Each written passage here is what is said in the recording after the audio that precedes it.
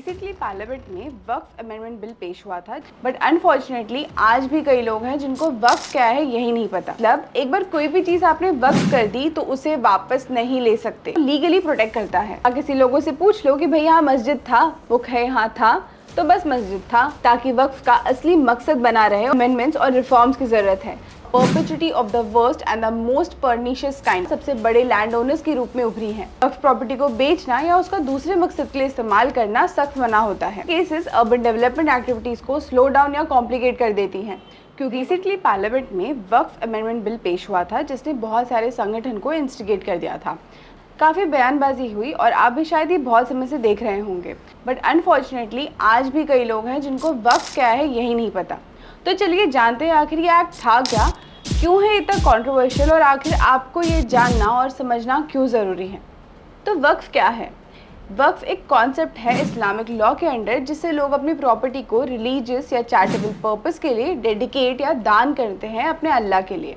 जब भी कोई इंसान अपनी प्रॉपर्टी को वक्फ बनाता है तो उस प्रॉपर्टी का मालिक अल्लाह को मान लिया जाता है।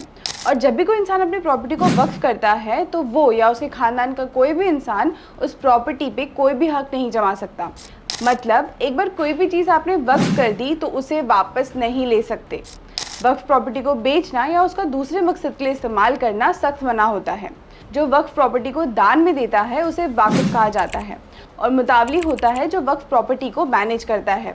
जब भी वक्फ क्रिएट होता है तो एक कम्पिटेंट अथॉरिटी मुतावली को अपॉइंट करती है, जो इस प्रॉपर्टी की देखरेख करता है, जैसे वक्फ प्रॉपर्टी से रिलेटेड फाइनेंशियल या ऑपरेशनल एक्टिविटीज़ को एग्जीक्यूट करना एक्सेट्रा।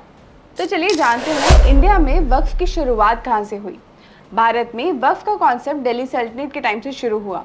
सबसे पहला वक्फ सुल्तान मुइज़ुद्दीन सैम गौहरी ने जमा मस्जिद ऑफ मुल्तान के लिए बनाया था, और इस प्रॉपर्टी को शेखुल इस्लाम को एडमिनिस्टर करने के लिए दिया गया था। 19वीं सेंचुरी के आखिरी दिनों में ब्रिटिश राज के टाइम पर वक्फ को लेकर एक case Privy Council of London में पेश किया गया। 4 ब्रिटिश जजेस ने वक्फ को a perpetuity of the worst and the most pernicious kind, यानी सबसे बुरी और बेहद हानिकारक प्रकार की अनंतता, ये कहकर डिक्लेयर किया और कहा कि वक्फ इलीगल है। लेकिन ये फैसला भारत में एक्सेप्ट नहीं किया गया, और इस फैसले को काउंटर करने के लिए 1913 में मुसलमान वक्फ वैलिडेटिंग एक्ट पास किया गया, जो वक्फ इंस्टीट्यूशन को लीगली प्रोटेक्ट करता है। 1913 के मुसलमान वक्फ वैलिडेटिंग एक्ट के बाद वक्फ प्रॉपर्टीज़ को और भी मजबूती मिली, और वक्फ प्रॉपर्टी का मिसयूज़ रोकने के लिए 1954 और 1955 में नए वक्फ एक्ट बनाए गए। ये एक्ट्स वक्फ बोर्ड को ज़्यादा पावर और अथॉरिटी देते हैं, जो वक्फ प्रॉपर्टी को मैनेज करते हैं। ये भी एक वजह है जिससे वक्फ प्रॉपर्टी भारत में लीगल प्रोटेक्शन के साथ सबसे बड़े लैंड ओनर्स के रूप में उभरी हैं, जो अलग अलग स्टेट्स में स्टेट वक्फ बोर्ड के थ्रू मैनेज की जाती हैं। इंडियन आर्मी और रेलवेज के बाद तीसरे स्थान पे आता है वक्फ बोर्ड। वक्फ बोर्ड के अंदर 3 लाख से भी ज़्यादा रजिस्टर्ड वक्फ एस्टेट हैं, 8 लाख और 19,000 जितनी इमूवेबल और मूवेबल प्रॉपर्टीज़ हैं रेस्पेक्टिवली।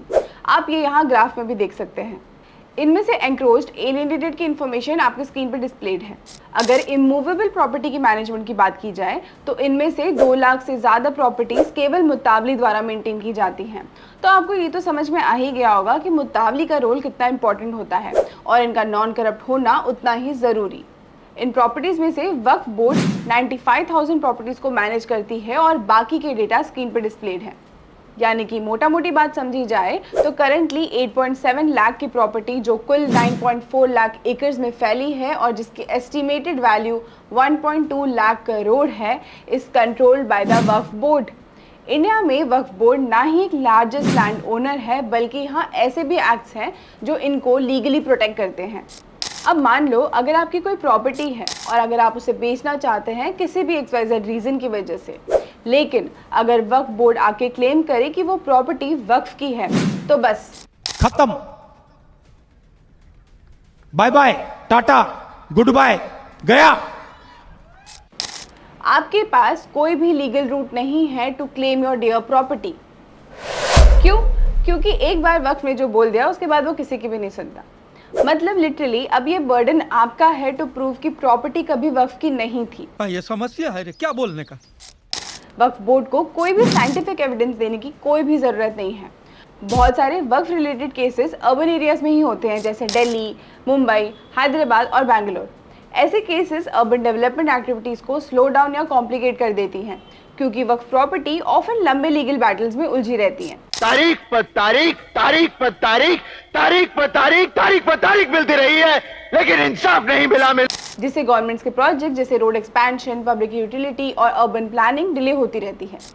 आज़ादी के बाद इस इंस्टीट्यूशन को मजबूत करने के लिए कुछ एक्ट पास किए गए, जैसे कि द वक्फ एक्ट ऑफ 1954। 1954 का वक्फ एक्ट एक प्रॉपर फ्रेमवर्क प्रोवाइड करता है वक्फ प्रॉपर्टीज के मैनेजमेंट और रेगुलेशन के लिए। 1964 में किए गए अमेंडमेंट्स के तहत गवर्नमेंट ऑफ इंडिया ने सेंट्रल वक्फ काउंसिल को एस्टैब्लिश किया, जो एक स्टैट्यूटरी बॉडी है। ये central body section 9 clause 1 of the Waqf act 1954 के प्रोविजन के तहत अलग अलग स्टेट बोर्ड्स के काम को मॉनिटर करती हैं, ताकि वक्फ प्रॉपर्टी का सही मैनेजमेंट और प्रोटेक्शन हो सके। फिर आता है द वक्फ एक्ट 1995। 1995 में वक्फ एक्ट को मुस्लिम्स के लिए और भी फेवरेबल बना दिया गया, जिससे ये एक ओवरराइडिंग लॉ बन गया। ये एक्ट इंडिया में वक्फ प्रॉपर्टीज के एडमिनिस्ट्रेशन को गवर्न करने के लिए बनाया गया था। इस एक्ट में वक्फ काउंसिल, स्टेट वक्फ बोर्ड और चीफ एग्जीक्यूटिव ऑफिसर्स के पावर और फंक्शंस डिफाइन किए गए थे, और साथ ही मुताबिली के ड्यूटीज भी बताए गए थे। इस एक्ट के तहत वक्फ ट्रिब्यूनल की पावर और रिस्ट्रिक्शन भी मेंशन है, जो सिविल कोर्ट के जुरिस्डिक्शन में एक कोर्ट की तरह काम करता है। वक्फ ट्रिब्यूनल्स को सिविल कोर्ट के बराबर माना जाता है और इन्हें कोड ऑफ सिविल प्रोसीजर 1908 के अंडर आने वाले सारे पावर्स और फंक्शन को एक्सरसाइज करने का हक भी दिया गया है। ट्रिब्यूनल का डिसीजन फाइनल और बाइंडिंग होता है और कोई भी केसेस या लीगल प्रोसीडिंग सिविल कोर्ट में नहीं चलेंगी। इस तरह से वक्फ ट्रिब्यूनल का डिसीजन किसी भी सिविल कोर्ट से ऊपर माना जाता है। फिर 2013 में एक्ट में कुछ प्रोविजंस को अमेंड किया गया, ताकि वक्फ मैनेजमेंट को और भी एफिशिएंट और ट्रांसपेरेंट बनाया जा सके। लेकिन इम्प्लीमेंटेशन के दौरान ये महसूस किया गया कि एक्ट एडमिनिस्ट्रेशन को सुधारने में उतना इफेक्टिव नहीं हो पाया। फिर आया the Waqf repeal bill 2022, equal treatment और वक्फ जैसे रिलीजियस बॉडीज को एक इक्विटेबल अरेंजमेंट देने के लिए। वक्फ एक्ट 1995 को अमेंड करने के लिए एक नया बिल टेबल किया गया in the Rajya Sabha on 8 December 2023। Waqf board के खिलाफ नॉन मुस्लिम्स ही नहीं बल्कि मुस्लिम कम्युनिटीज़ ने भी बहुत ऑब्जेक्शन उठाए हैं। वक्फ बोर्ड के खिलाफ कुछ क्रिटिसिज्म है, जैसे लिमिटेड डाइवर्सिटी इन द वक्फ बोर्ड एंड सेंट्रल वक्फ काउंसिल। स्टेक होल्डर्स ने हाईलाइट किया है कि वक्फ बोर्ड और सेंट्रल वक्फ काउंसिल के कॉन्स्टिट्यूशन में डाइवर्सिटी की कमी है। Second, misuse of power by the मुतावलीज अपने पावर्स का मिसयूज कर रहे हैं, जिसकी वजह से प्रॉपर्टीज का प्रॉपर अकाउंट मेंटेन नहीं होता। मतलब वक्फ की जितनी प्रॉपर्टी है और उसे जितना जनरेट करना चाहिए आइडली वो तो नहीं हो रहा है, तो कहीं ना कहीं तो कुछ गड़बड़ है। जरूर कोई ना कोई third, lack of coordination with the local revenue authorities. Local revenue authorities के साथ प्रॉपर कोऑर्डिनेशन का भी एक इशू है, जिससे एंक्रोचमेंट को रिमूव करना, प्रॉपर्टीज को रजिस्टर करना और टाइटल डिक्लेयर करना और भी मुश्किल हो जाता है। Fourth, sweeping powers of the वक्फ बोर्ड। वक्फ बोर्ड के पास इतनी पावर्स हैं कि वो प्रॉपर्टीज को क्लेम कर सकती हैं, जिससे डिस्प्यूट और लिटिगेशंस बढ़ रहे हैं। Fifth, low income from Waqf properties. Waqf property से जो इनकम जनरेट होती है वो काफ़ी कम है, जिससे उनका अपकीप और डेवलपमेंट काफ़ी मुश्किल हो रहा है। यहाँ ये मोस्टली करप्ट मुतावलीज की वजह से होता है। No judicial oversight. ट्रिब्यूनल के डिसीजंस पर कोई जुडिशियल ओवरसाइट नहीं है, जिससे ट्रांसपेरेंसी और अकाउंटेबिलिटी पर असर पड़ता है। हायर जुडिशियल बॉडी के पास अपील का ऑप्शन ना होने से मैनेजमेंट और कॉम्प्लेक्स हो जाता है। अनसैटिस्फैक्ट्री सर्वे वर्क। सर्वे कमिश्नर द्वारा वक्फ प्रॉपर्टीज का सर्वे वर्क अनसैटिस्फैक्ट्री पाया गया है। फॉर एग्जाम्पल, गुजरात और उत्तराखंड में अभी तक सर्वे शुरू भी नहीं हुआ है, और उत्तर प्रदेश में 2014 के ऑर्डर के बाद भी सर्वे अभी तक कंप्लीट नहीं हो पाया है। मेजर इशू ये है कि सर्वे कमिश्नर को प्रॉपर एक्सपर्टीज ही नहीं है। Misuse of provisions.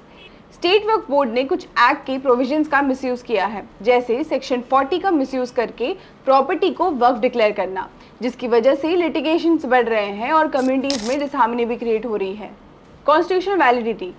Waqf act सिर्फ एक पर्टिकुलर रिलीजन के रिलीजियस प्रॉपर्टीज के लिए स्पेशल एक्ट है, जबकि किसी और रिलीजन के लिए ऐसा कोई भी लॉ नहीं है। जैसे क्रिश्चियंस की चर्च को वो खुद मैनेज करते हैं और हिंदूज का तो गवर्नमेंट करती है। इस पर दिल्ली हाई कोर्ट में PIL फाइल की गई और सेंट्रल गवर्नमेंट को नोटिस इशू किया गया, ताकि इस एक्ट की कॉन्स्टिट्यूशनल वैलिडिटी को क्वेश्चन किया जा सके। Oral declaration. बस किसी के कह देने या मानो वक्फ बोर्ड को लगता है कि ये प्रॉपर्टी हमारी है, तो वो उस प्रॉपर्टी को क्लेम कर सकते हैं। और सर्वे वो क्या होता है? वहीं रहा किसी लोगों से पूछ लो कि भाई यहाँ मस्जिद था, वो कहे हाँ था, तो बस मस्जिद था। फॉर एग्जाम्पल, तमिलनाडु के तिरुचंतुराय विलेज में राजा गोपालन, जो एक किसान हैं, एक दिन अपने खेत को बेचने का सोचते हैं ताकि अपने लोन की भरपाई कर सके। वो अपने डॉक्यूमेंट्स को लेकर रजिस्टर ऑफिस जाते हैं, लेकिन वहाँ उन्हें एनओसी सर्टिफिकेट लाने को कहा जाता है फ्रॉम द वक्फ बोर्ड। हैरान परेशान होकर जब वो पूछते हैं कि भाई ये मेरी ज़मीन है, मैं किसी और से क्यों पूछूं, तब उन्हें पता चलता है कि जिस ज़मीन पर वो इतने साल से मालिकाना हक रखते थे और जो उनका ऐसे वक्त में एक सहारा था, वो ज़मीन कभी उनकी थी ही नहीं। और हद तो तब हो गई जब पूरे गांव में हर व्यक्ति की सेम कंडीशन थी, यानी कि पूरा का पूरा गांव ही वक्फ प्रॉपर्टी था। वक्फ बोर्ड का कहना था कि नवाब अनवरुद्दीन खान ने 1956 में ही पूरे गांव को वक्फ को डोनेट कर दिया था।